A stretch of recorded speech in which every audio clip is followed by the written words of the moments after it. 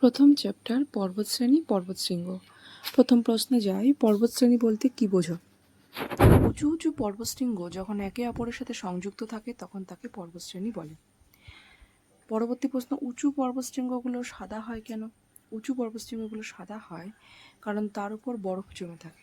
3 নম্বর প্রশ্ন, পশ্চিমবঙ্গের সবচেয়ে উঁচু পর্বতশৃঙ্গ কোনটি? পশ্চিমবঙ্গের সবচেয়ে উঁচু পর্বতশৃঙ্গ সান্দাকফু। পরবর্তী প্রশ্ন, সান্দাকফুর উচ্চতা কত? 3630 মিটার। 5 নম্বর প্রশ্ন, নদীর জন্মস্থান বলতে কি বোঝো? উঁচু উঁচু পর্বতশৃঙ্গ থেকে ছোট বড় ঝর্ণা হয়ে বরফ গলা জল গড়িয়ে নিচে আসে। ওই রকম অনেক ঝর্ণার জল মিলেই নদী তৈরি হয়। অনেক সময় একাধিক জায়গা থেকে জল এসে একটা জায়গায় জমে, সেখান থেকে নদীর ধারাটা তৈরি হয়, সেটাকেই বলে নদীর জন্মস্থান। 6 নম্বর প্রশ্ন, মহানন্দার জন্ম কোথায়? দার্জিলিং জেলার ডাউহিলে। ঝর্ণা কি? পাহাড় থেকে জল নিচে পড়ে যে প্রবাহ তৈরি হয় তাকেই ঝর্ণা বলে।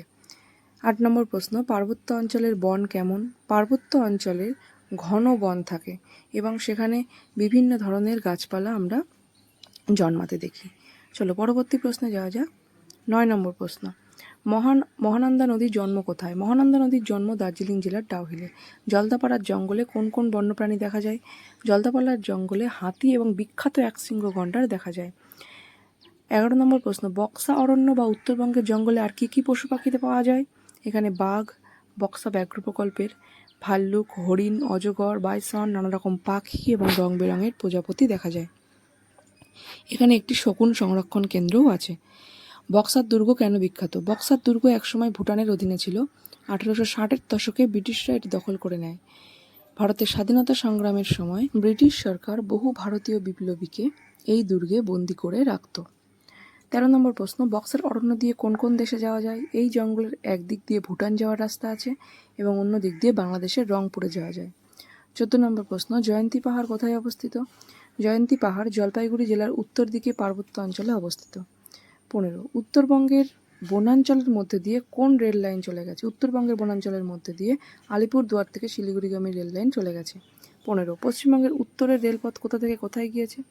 রেলপথটি শিলিগুড়ি থেকে আলিপুরদুয়ার পর্যন্ত বিস্তৃত। রেলপথে পশুদের কী ধরনের বিপদ হয়?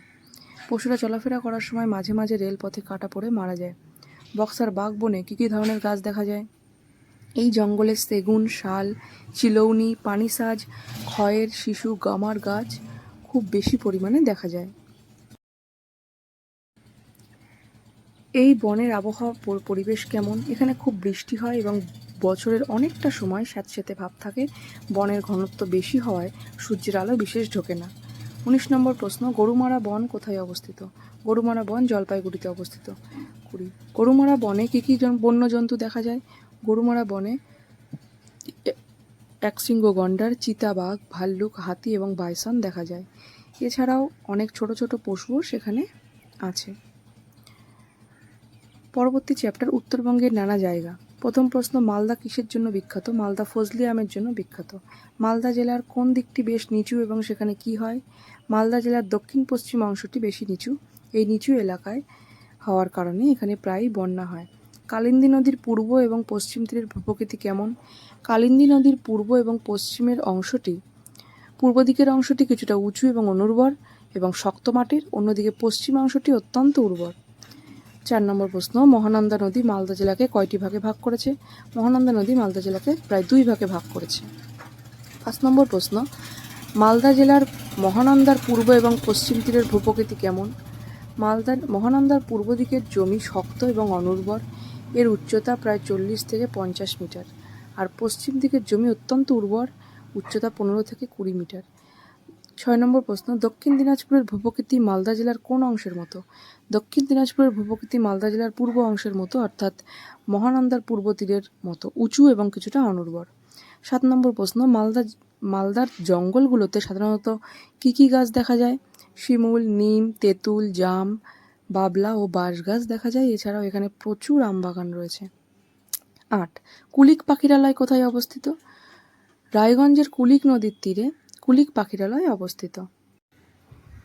শূন্যস্থানে কিছু প্রশ্ন আছে। মালদার দক্ষিণ পশ্চিম অংশের উচ্চতা 15 থেকে 20 মিটার। মহানন্দার পূর্ব দিকের জমি শক্ত ও অনুর্বর।